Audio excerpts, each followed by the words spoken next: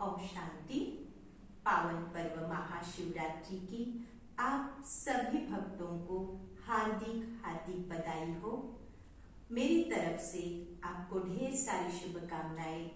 यह महाशिवरात्रि आपके जीवन में परिवर्तन ले आए, आपके जीवन में सुख, शांति, आनंद, प्रेम से भरपूर आपको करे, यही मैं ईश्वर से प्रार्थना करती हूँ।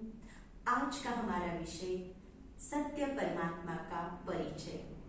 वास्तविक देखा जाए हम सभी भगवान को मानते हैं, परंतु भगवान का वास्तविक परिचय क्या है, या आज हम इस छोटे से वीडियो से जानेंगे। आज आपके सामने जो शिवलिंग रखा है, तो शिवलिंग यानी शिव परमात्मा, शिव यानी कल्याणकारी, निराकार, ज्योतिर्बिंदु स्वरूप। इसीलिए परमात्मा को न कि हमारी तरह कोई आंख है, कान है, न मुख है। फिर परमात्मा हमसे कैसे बात करेंगे? तो हमेशा शिव के मंदिर में शिवलिंग के आगे नंदी दिखाए जाते हैं।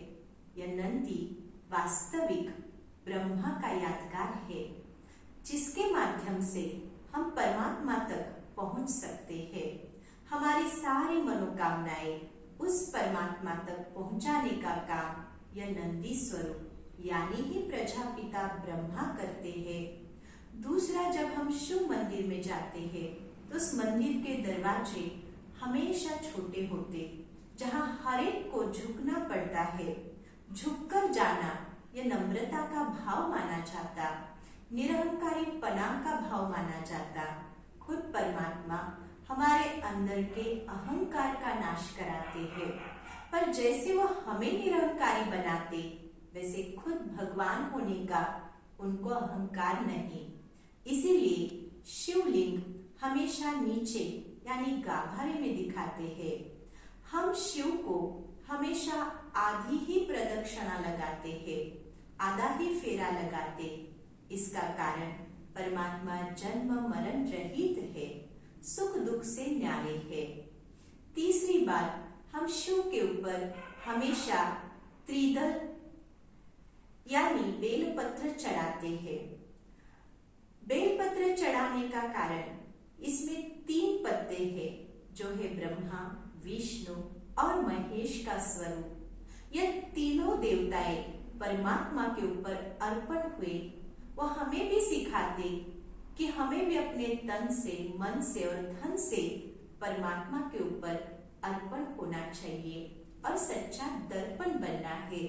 इसलिए शिव के मंदिर में हमेशा आईना लगाया होता, जिसमें हम अपना ही प्रतिबिंब देखते, यानी हमें अपने आप को बदलना है, किसी से बदला नहीं लेना।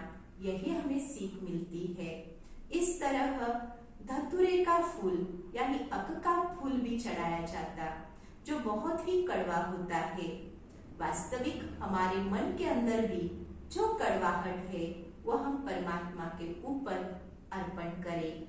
चावल भी हम चढ़ाते, चावल ये स्वच्छ होता है। उस तरह हमें अपना तन और मन ये दोनों स्वच्छ रखने हैं। यही हमें ये सीख मिलती है। इस तरह से अगर देखा जाए तो परमात्मा हमें परिवर्तित करते हैं, हमें ज्ञान देते, क्योंकि उनको ज्ञानदाता कहा जाता। पापों से मुक्त कराते, इसलिए उनको पापकटेश्वर कहा जाता। दुखों से मुक्त करते, इसलिए दुखहर्ता, सुखकर्ता का गायन किया जाता है।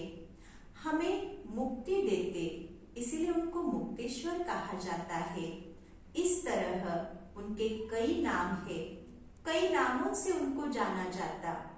अनेक धर्मों के अंदर भी किसी ने अल्लाह, खुदा, गॉड, ईश्वर या भगवान कहा। जब भी हम भगवान कहते तो कोई भी मूर्त हमारे सामने नहीं आती। जैसे श्री कृष्ण कहा तो मूर्त दिखाई देती। क्यों? क्योंकि भगवान को हमारे जैसा शरीर नहीं, वह अशरीरी विदेही है। इसी तरह हम भी आत्मा देह से न्यारे है। उस पिता परमात्मा की हम संतान है। इस शरीर में आकर हम आत्माएं पार्ट बजाती है। यही सीख परमात्मा हमें देते। आगे का ज्ञान अगर आपको लेना है तो अवश्य अपने नजदीक के सेवा केंद्र पर जाइए और इसका लाभ लीजिए। अच्छा, ओम शांति, ओम शांति। धन्यवाद।